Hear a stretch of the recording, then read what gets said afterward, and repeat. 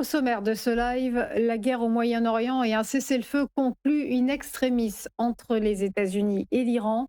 L'angoisse des compagnies aériennes qui grandit avec la pénurie de kérosène et Bill Ackman à l'assaut d'Universal.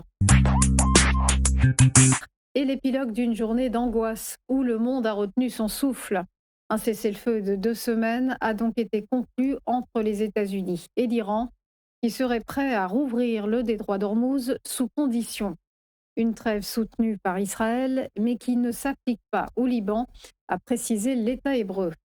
Un peu plus d'une heure avant son expiration, le président américain a donc reporté sa menace, s'alignant sur la médiation du Pakistan.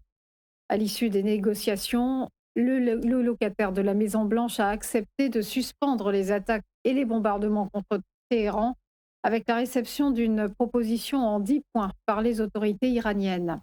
Hier, la rhétorique belliqueuse de Trump avait atteint son paroxysme, ayant mis en garde Téhéran d'anéantir toute une civilisation si le régime ne débloquait pas le trafic maritime dans le détroit d'Ormuz. Des menaces face auxquelles l'Iran avait appelé les jeunes à former des chaînes humaines autour de ses centrales électriques. Sur le front diplomatique, au Conseil de sécurité de l'ONU, Moscou et Pékin avaient maintenu la pression sur Washington. Un projet de résolution de Bahreïn et des pays du Golfe visant à condamner le blocage du détroit d'Ormuz avait en effet été bloqué par les vétos de la Chine et de la Russie. Et conséquence, ce matin de cette annonce de cessez-le-feu, les prix du pétrole dévissent de plus de 15%, avec un baril de Brent qui plonge sous les $100. Et on espère peut-être que cela aura une conséquence positive sur la pénurie de kérosène qui commence à effrayer le secteur aérien.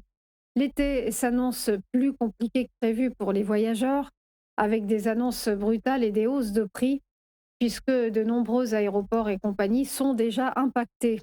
Londres Heathrow est actuellement concerné par la pénurie, mais aussi l'Italie, où les autorités commencent à rationner le kérosène.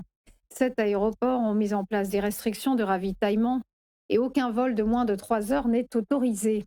Et la France pourrait être la prochaine sur la liste, car elle présente le plus gros déficit entre l'offre et la demande. Le PDG de Ryanair a d'ores et déjà annoncé que 5 à 10% de ses vols pourraient être annulés dans les prochains mois si la guerre au Moyen-Orient s'éternise. Avec la fermeture du détroit d'Ormuz, par lequel transite 20% du trafic mondial, les approvisionnements pétroliers sont gravement perturbés, entraînant une explosion des prix du baril d'or noir. Résultat, le tarif du kérosène a flambé à 1 900 $ la tonne jeudi dernier, soit un record absolu. L'an dernier, l'Europe a importé plus de la moitié de son kérosène depuis le Moyen-Orient. On termine avec l'offensive de Bill Ackman sur Universal Music Group. 64 milliards de dollars, soit 55 milliards d'euros.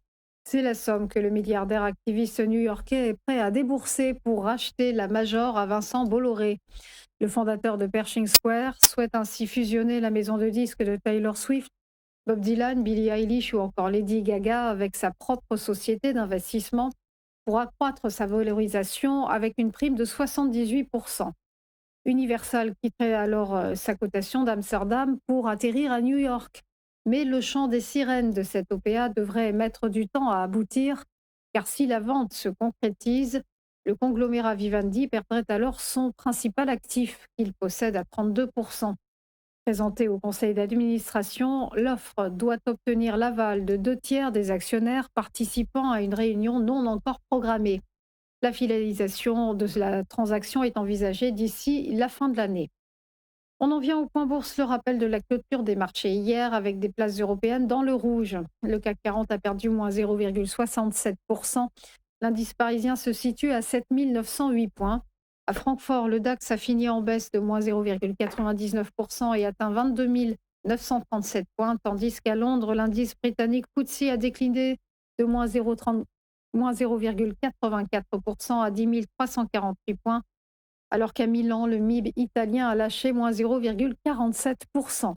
Et en Espagne, l'IBEX 35 madrilène a dérapé de moins 0,64%. À Wall Street, les indices sont terminés dans l'hésitation et en ordre dispersé, avec un Dow Jones qui s'est effrité de moins 0,18%, s'établissant à 46 584 points. Le S&P 500 a grappillé plus 0,07% à 6 616 points. Et quant au Nasdaq Composite, il a grappillé plus 0,09% à 22 017 points. Du côté de Tokyo, le Nikkei, l'indice japonais, a terminé en très forte hausse, une envolée de plus 5,5%. Voilà pour les dernières infos, on marque une pause et on se retrouve juste après pour Chronocap. À tout de suite.